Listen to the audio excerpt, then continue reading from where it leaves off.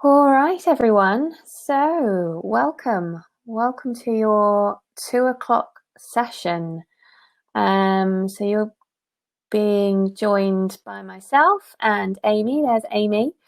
Fantastic. Amy, you're just on mute, just in case you didn't realise. But anyway, I'll just kick it off. So for anyone that doesn't know me, I'm Louise. I'm the Chief Operating Officer for EventWell.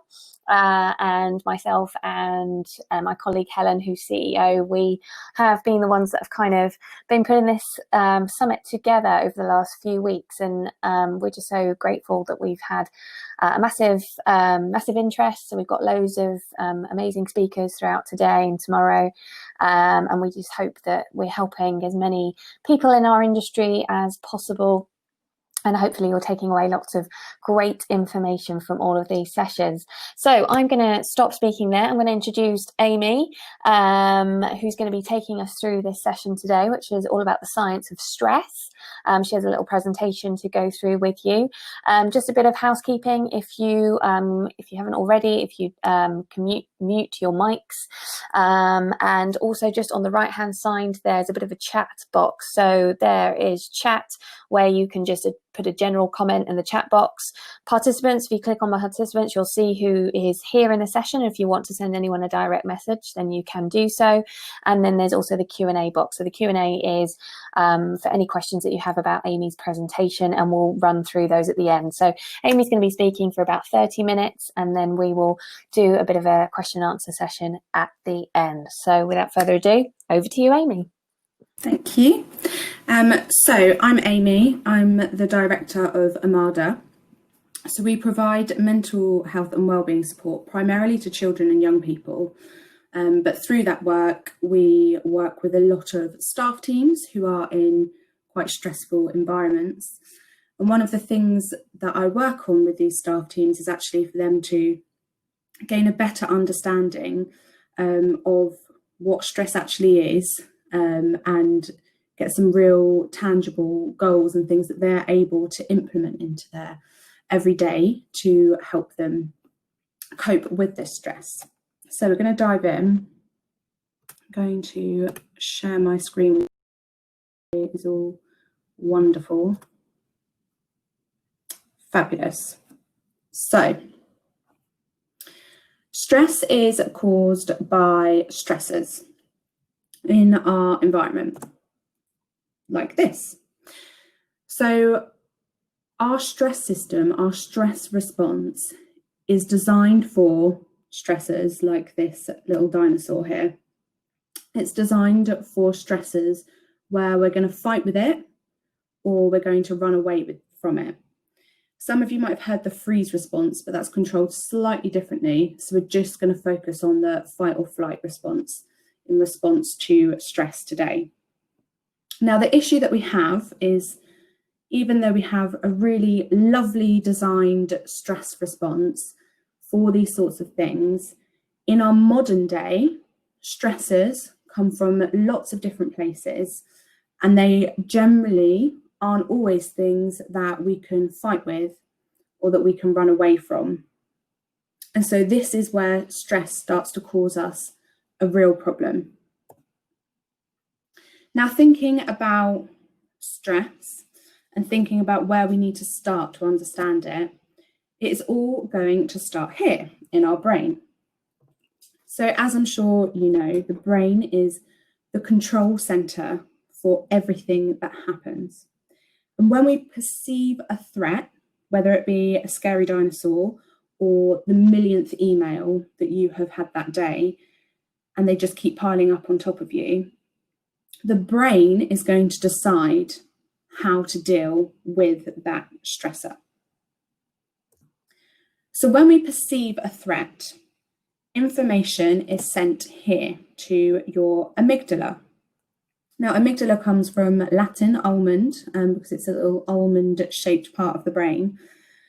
And this set of nuclei are responsible for detecting the emotional salience of stimuli. So what I mean by that is this part of the brain is going to decide how much that stands out to us, and then decide what our response is based on how much that stands out. So an example of this is that the amygdala activates whenever we see a human face with emotion. The reaction is more pronounced, so that information stands out to us even more if we perceive anger or fear on somebody's face.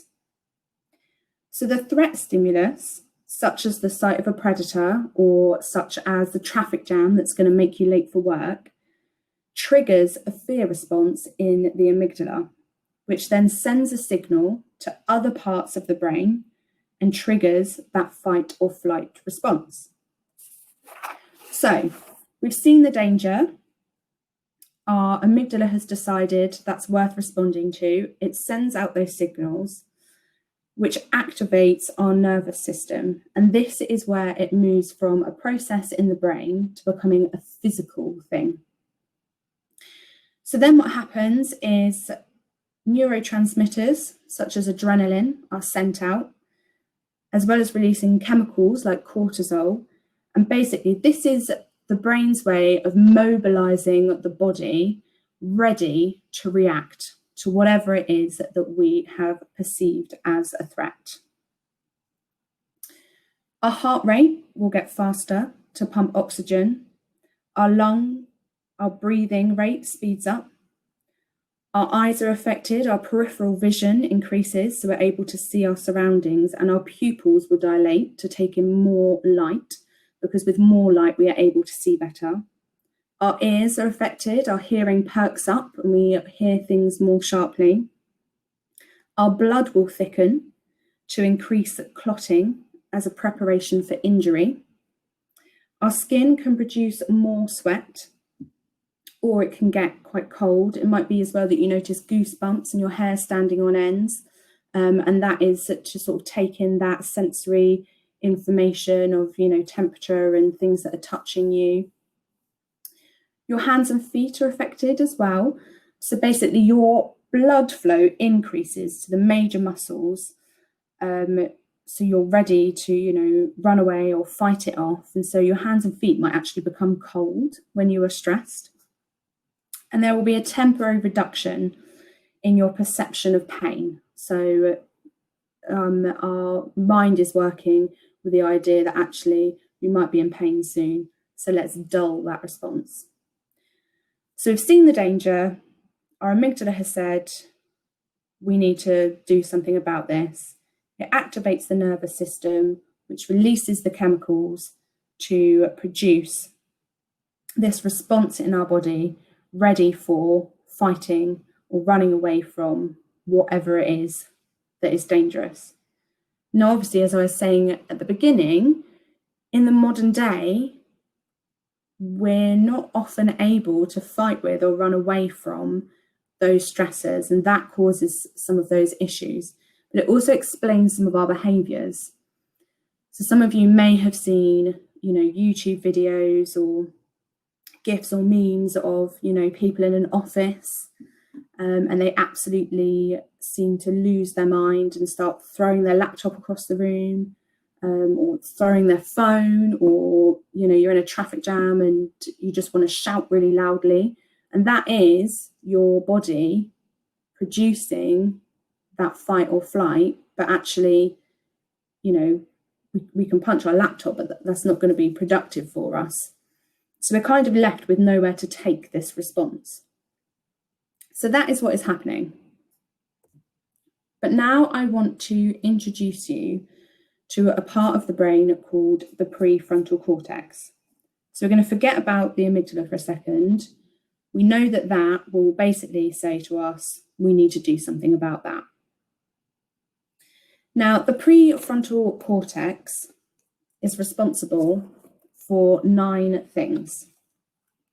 Regulation of the body. So we feel at ease in our body when the sympathetic and parasympathetic branches of the nervous system stay in balance. And part of that is controlled here in the prefrontal cortex. And those are the systems that are going to be triggering those bodily responses. It's responsible for attuned communication. So we need to be able to communicate with people in an attuned way to form secure attachments. So the ability to read another person's state of being and be able to non-verbally and verbally communicate your understanding. So understanding other people feel sad, understanding that they're happy, and being able to communicate with them that you understand how someone else is feeling means you can have that attuned communication to form those secure attachments. Emotional regulation.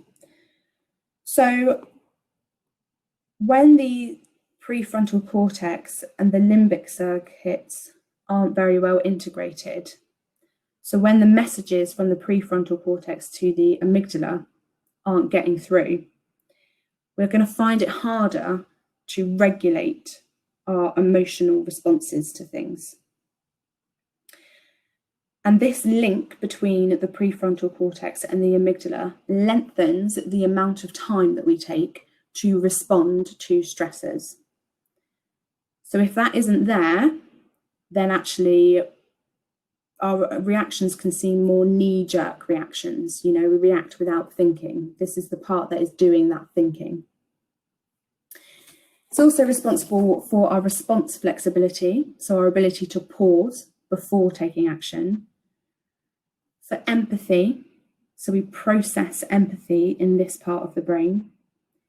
Insight, so having that self-knowing awareness, being able to tell your story, having an understanding of what it is that is happening to you is controlled in this part of the brain. Fear extinction, so being able to realise that actually that thing isn't quite as scary as we thought it was.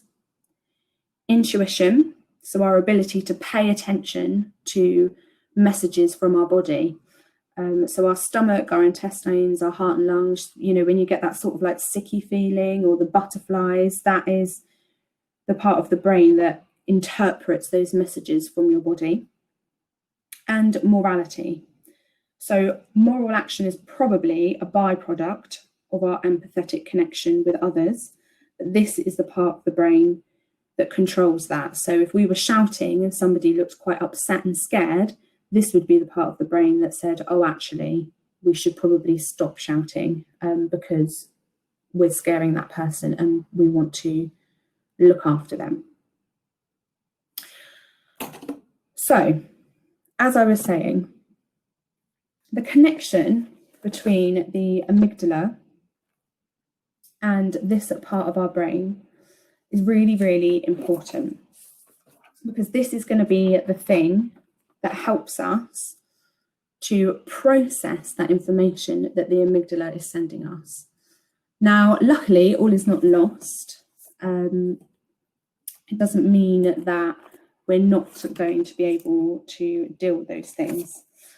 So in a well-integrated brain, we develop those connections, and they're very strong, and actually it's almost like the prefrontal cortex gives a consult to the amygdala. So the amygdala will go, oh, there's a danger here, what do you think? And the prefrontal cortex might go, no, I think that actually we're just stuck in a traffic jam and no one's about to kill us. So probably we don't need to, go and get the nervous system involved in this because we're not actually about to die. But in the modern day, when we're constantly surrounded with stressors, the amygdala can become a little bit trigger happy with our nervous system. It's also been shown that children who grow up in a stressful environment, the link between the prefrontal cortex and the amygdala can be affected. And this has an effect on behaviour because, that connection is very much that ability to breathe before we react to something. A constant flood of chemicals and a lack of recovery time when our amygdala starts to perceive things, constantly as stressful. If you think of it like a muscle, the more you use it, the more active you become in using that muscle. So the more stresses it's exposed to, the stronger that reaction becomes in your mind. It means that sometimes we're effectively poisoning ourselves with, the adrenaline, the noradrenaline, the cortisol, And that can have a really negative effect on our physical well-being. It can affect our ability to sleep. It can affect our appetite. Our amygdala has become a bit trigger happy, so we can sometimes feel like we're always on high alert and we're looking for that danger. So effectively what happens is your amygdala kind of turns you into that person that's just always running around like a headless chicken without actually getting much done. We're just constantly perceiving stress and threat and reacting to it without ever really having the opportunity to think about it. But luckily, our brains have an element of plasticity to them. So we can work on building that connection ourselves. So you can teach an old dog new tricks. So we can't take away the stressors. I'd love to be able to say, oh yeah, just do this and then you'll never feel stressed again, and no stressors will enter into your life. We can perhaps take active steps to prevent stressors.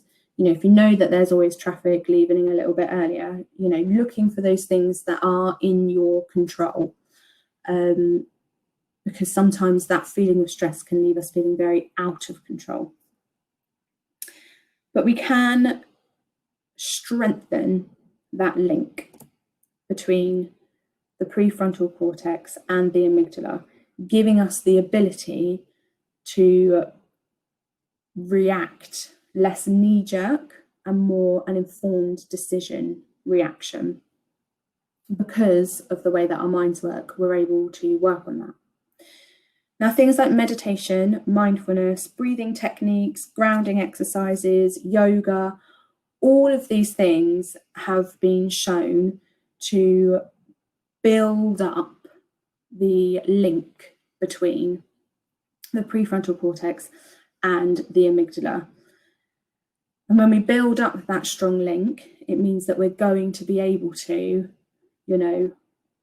build that better reaction. Now, what is really important about these things is that it is no good to,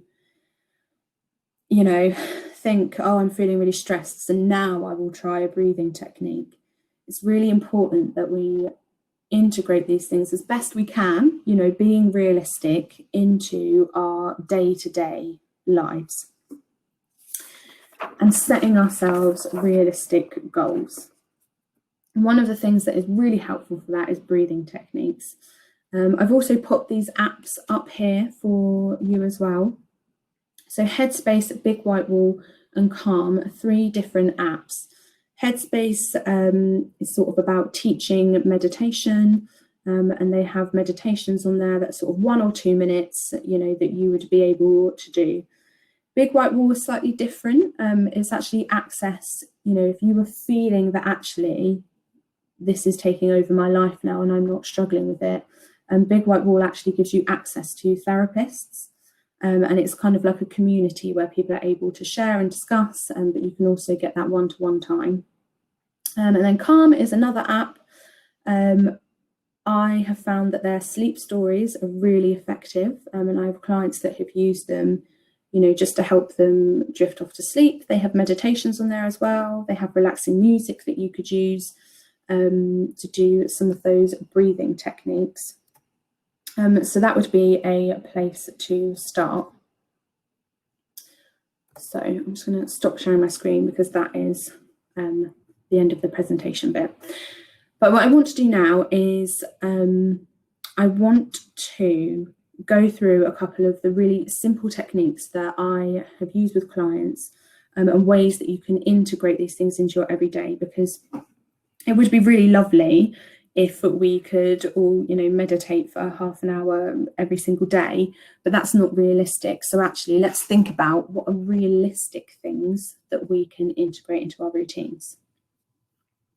Now, one of those things is a breathing technique that you might have heard of actually, called the box breathing technique. It's actually used by the military as well. And it's really simple. You imagine a box and you breathe in for 4, you hold for 4, breathe out for 4, hold for 4, in for 4, hold for 4, out for 4, hold for 4. And just the really great thing about that breathing technique is you can do that anywhere. If you're at your desk you don't have to go anywhere to do that technique. You know, it would be nice and more effective if you could close your eyes, but actually sometimes I've done that technique myself, just sat, you know, in the car, or, you know, in a meeting, or, you know, just out and about. It doesn't necessarily have to be something that you have to stop everything to do it. Just a few of those deep breaths, just noticing the sensations you're feeling in your body and doing some of those deep breaths will then help to strengthen that connection and give you that time. And one of the really key things, and one of the reasons that I really went through the physical symptoms, is really paying attention to when you are, you know, feeling stressed, how that feels in your body. Because when you start to be able to read those symptoms, perhaps before the cognitive thought kicks in that you're feeling stressed, you will be able to implement these things much more quickly. Interestingly, you know, it's not just in Western society. Box breathing is actually used in tribes. They've found that tribes in indigenous areas use that, but they use the 4 elements. So they will do air, water, fire, earth, and they will breathe and hold in relation to those elements.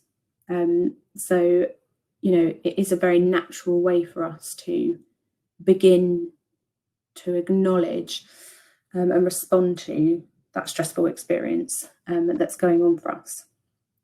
And the other thing that I want to talk about is mindfulness, because mindfulness is great because it is really easily slotted into things that you're already going to have to do.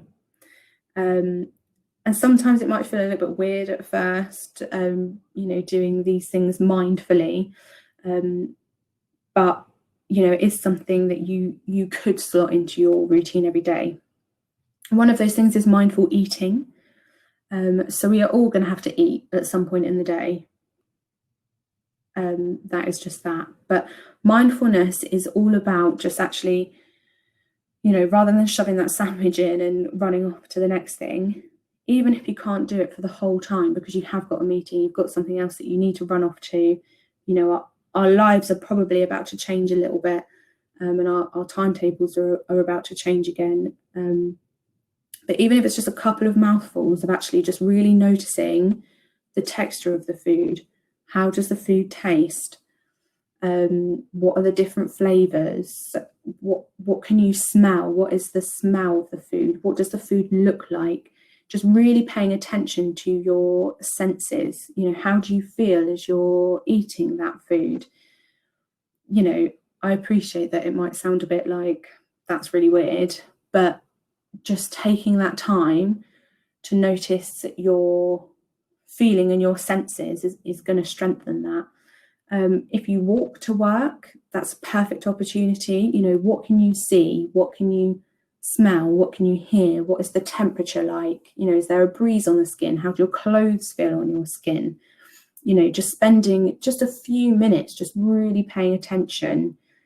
And, you know, as those thoughts, as, you know, they naturally will come into your head, just kind of letting them go and giving yourself just a few minutes just to really focus on your senses can be really helpful.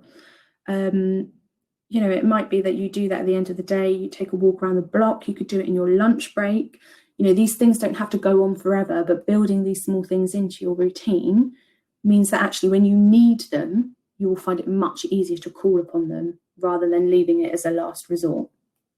And no one has to know that's what you're doing. You look like you're just going for a walk. You might perhaps look particularly focused, but they don't need to know that. If you do struggle with having lots of thoughts coming into your head, some relaxing music can be really helpful, just to sort of help block out those thoughts a little bit. Because what you don't want to happen is then actually it becomes a really frustrating battle in your mind of, you know, you're trying to be mindful and relaxed, but you seem to not be able to get the thoughts out of your head. So that's another thing you can do, mindfulness.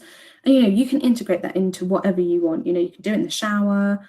You could do it just before you go to sleep. Just spend a couple of minutes just really noticing the the senses before you go to sleep. You could do it when you're walking, when you're eating. Sometimes people will just find an object and just spend a few minutes just really focusing on the textures and the smells and the look and what they notice about that object. If you go onto Google, you're going to find loads of things. So I'm not going to try and go through a whole list of them now. But like I said, it only has to be a few minutes a day just to, implement that into your routine, to start to really build that connection. The other thing that is really great is meditation. Now, obviously, this isn't quite so easy to do subtly, but you can find meditations if you go to the Calm app and the Headspace app that are 1 or 2 minutes. Even if for you meditation is just listening to some relaxing music. What I would really encourage you to do with all of these things, with meditation and mindfulness, or if you spend sort of, a few minutes doing some breathing techniques, is try and implement a reflective element into these things as well. And it might not be that you have the time in that moment. It might be later on in the day. But just trying to, just with a pen and paper, pencils, colouring pens if you've got them. But just to, once you've finished the practice, once you've gone for that walk or once you've done that meditation, just to sit and just, do some drawing, some doodling, some creative writing, just write whatever's in your head. It doesn't have to make sense to anyone, but just really noticing, what did you notice? What did come up for you? Was there a thought that was really pressing on your mind? How did you react to, sort of letting that thought go and trying to focus? How did that feel for you? Because that's really going to help, make that connection in your mind with actually the process and your response to that. And you might notice things that come up for you. And it's just going to strengthen that link that you're making between those feelings, but actually feelings of relaxation and things like that. So we're teaching our brain that having that thought or that thing that happened or that feeling that we have isn't the end of the world, and it doesn't necessarily require a stress response. It could be that actually we have that thought, but at a time when we're feeling quite relaxed and we can let it go. So we're teaching our mind we can let that thought go, and the whole world hasn't fallen apart, hopefully. So it's, we're teaching our brains, basically, we're conditioning ourselves and how we respond to these stressful situations, is what is going on there. So we've got mindfulness, we've got meditation, we have breathing techniques. Yoga is also really helpful, but also, looking at things like, sometimes with self-care, what tends to happen is we sort of think of self-care as like, have a bubble bath. Yeah, have a bubble bath, or having that piece of cake, or buying that thing to treat yourself. But I kind of want us to reframe self-care into long-term care. So yes, have a bubble bath. Yes, sometimes treat yourself, but actually having a bad diet long-term is not going to help you or your body cope with stress. And, buying those things later on might just create stress because you've gone and spent the monthly food budget on, a million dresses from ASOS or whatever it is. So just thinking about how we look after ourselves, spending 2 minutes a day doing something like that, rather than those short-term interventions that sometimes we put in. If you want to have a bubble bath, do that mindfully, maybe. These things are great, but it's just about thinking about the long-term results of the things we do to look after ourselves, rather than just that short-term. But we're at 2:30 now.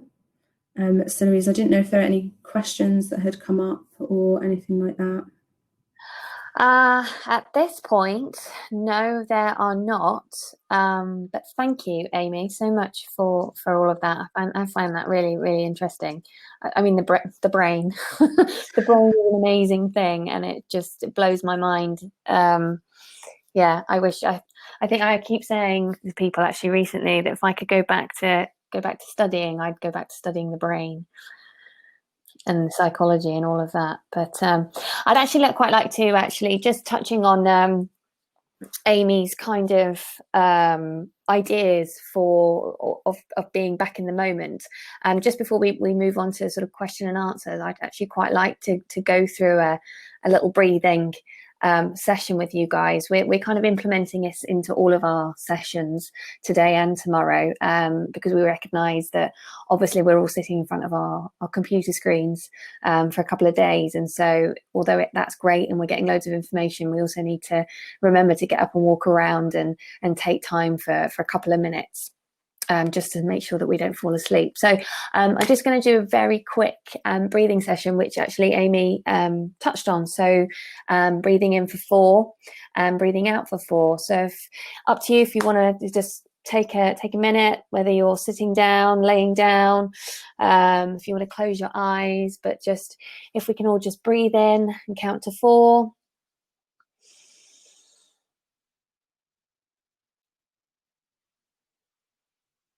And breathe out for 4.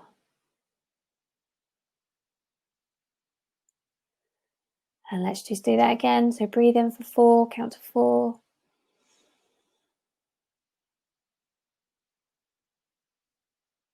And breathe out. Lovely. Cool.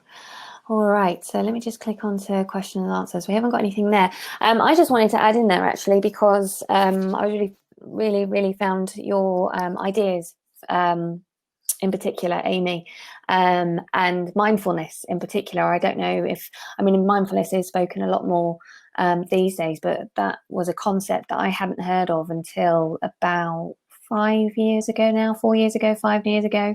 And I only came across it because I was during my sort of mental health issues and what have you, and I was seeing a therapist, and she brought up mindfulness, and she recommended to me, in fact I'm going to type it in the chat box so as everyone can see it, but there was a book it's actually called Mindfulness, so it's just Mindfulness, and it's by Jill Hassan, and honestly it changed my life, I will say, because it was just all those simple techniques about, you know, when you're going for a walk or whether you're eating, and just to kind of take time and take stock of actually what it is you're doing. So I highly recommend that book, but also let me put that in there. Yeah, whatever you're doing. I mean, I'm a classic one. I love eating, but I seem to be a fast eater, so I need to take stock and start actually loving every bite that I take. But I'm one of these people that I love my food, I just wolf it down.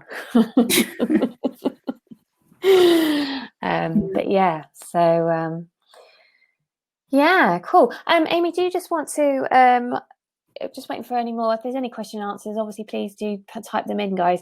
But Amy, if there's anything, if anybody wants to contact you outside of this, if there's a best way to contact you for any further information. Yeah, so I'll put it in the box actually, so that you can see. But yeah, I mean, the best way would be email, because I'm a therapist. When I'm with clients, I obviously can't answer my phone. So that is the easiest way. If you do want to talk to me on the phone, that's fine. Just pop in a few times, you know, 2 or 3 times, and that would be good to call you, because obviously if I'm with clients, it can sometimes, you know, if I've got a whole day blocked out with clients, it can be interesting trying to get a phone conversation squished into the day. But yeah, and I mean, I think as well, you know, that book is great, Louise, and it is just about finding, you know, try things. If it feels really weird and not right for you, you know, don't push it, because actually that becomes a really unhelpful thing to be doing then. Just finding that thing that works for you. And that could be trying lots of different things. You know, it could be that actually you just can't help yourself and you always wolf your food down. So, you know, if that doesn't work, that doesn't work. You know, try something else. But it might be the opposite. And actually, because you normally do that, you find that really is very helpful because it's really changing how you do that thing. So it's absolutely. really about that. It's all about trying things. I mean, I've tried meditate. I'm a terrible meditator, so I don't tend to do any meditating techniques. I mean, I use yoga. I think yoga is a great form of stress relief, and just exercise in general, actually. So I always recommend, even if it's just going for a walk. I think, you know, those are always really, really good things to do. But yeah, everyone's different. So just pick, you know, what's good for you. I always find, instead of sort of meditating, I actually find podcasts quite meditating in a weird sort of way, because it makes you switch off and listen to other people, and you can come out with some great tips from podcasts. So yeah, but all good tips. Okay, so I think we're going to end the session there. There isn't any question answers, but obviously if anybody does have any questions after this session, then either drop Amy a message. She's put her email into the chat box there, and obviously if anybody wants to talk to myself or Helen, then get in touch with us via the EventWell website. But thanks so much, Amy, for your time this afternoon. Thank you. And yeah, hopefully we will see you again soon. All right. Thank you. And thanks for everyone who attended. Thank you.